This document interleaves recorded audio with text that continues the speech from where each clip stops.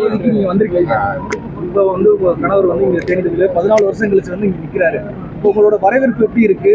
இப்போ மக்களோட எழுச்சி எப்படி இருக்கு? நீங்க எல்லாருமே பார்த்துருப்பீங்க அதை, மக்களோட வரவேற்பும் எழுச்சியும். இது வந்து ஒரு பந்தமாக தான் நான் நினைக்கிறேன். இங்கே உள்ள மக்கள்லாம் 14 வருஷ இடைவெளிக்கு அப்புறம் கூட அவங்க வந்து இன்னும் அதே மாதிரியே தான் எங்களை வந்து உறவு முறையாக தான் பார்க்குறாங்க. அது ரொம்ப சந்தோஷமாக இருக்குது.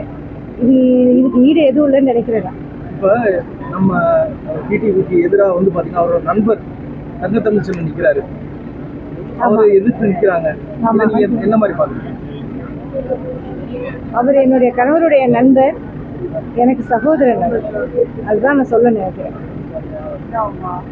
தேனி மாவட்டம் உங்களுக்கு எந்த அளவுக்கு பிடிச்சிருக்கு? தேனி மக்களை நீங்க வந்து எந்த மாதிரி பேசுறீங்க?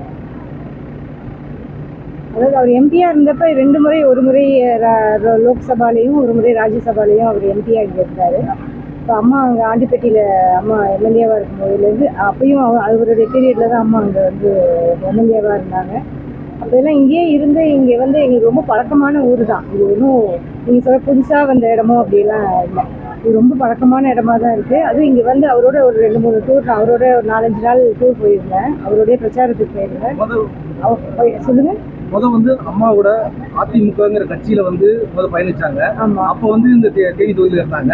இப்போ வந்து அமமுகங்கிற ஒரு கட்சியில வந்து பயணிச்சுட்டு இருக்காங்க. இப்போ நான் இங்க வெற்றி வாய்ப்பு எப்படி இருக்குன்னு நினைக்கிறீங்க? அதாவது கூட்டணி கட்சியோட ஆதரவும் எப்படி இருக்குன்னு நினைக்கிறீங்க? கண்டிப்பா பிரச்சாரத்துல நாங்க போயிட்டு இருக்கும் போது இவர் சார்ட்ட, நான் பின்னாடி சேர்ல தான் உட்காந்துருந்தேன், சார்கிட்ட சொல்லும்போது இவர் போய் கேட்கறதுக்கு முன்னாடியே அங்கே உள்ள மக்கள்லாம் வந்து எங்கள் ஓட்டெல்லாம் உங்களுக்கு தான், நீங்கள் எங்களுக்கு இதை பண்ணியிருக்கீங்க. எனக்கே ஆச்சரியமாக இருந்தது பார்க்குறப்ப. ஒவ்வொரு இடத்துலையும் அவங்க பண்ணதெல்லாம் அவங்களே சொல்கிறாங்க.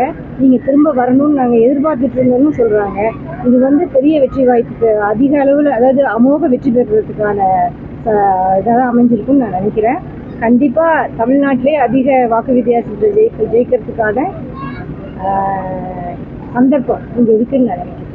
சூழ்நிலை இங்கே இருக்குன்னு நான் நினைக்கிறேன்.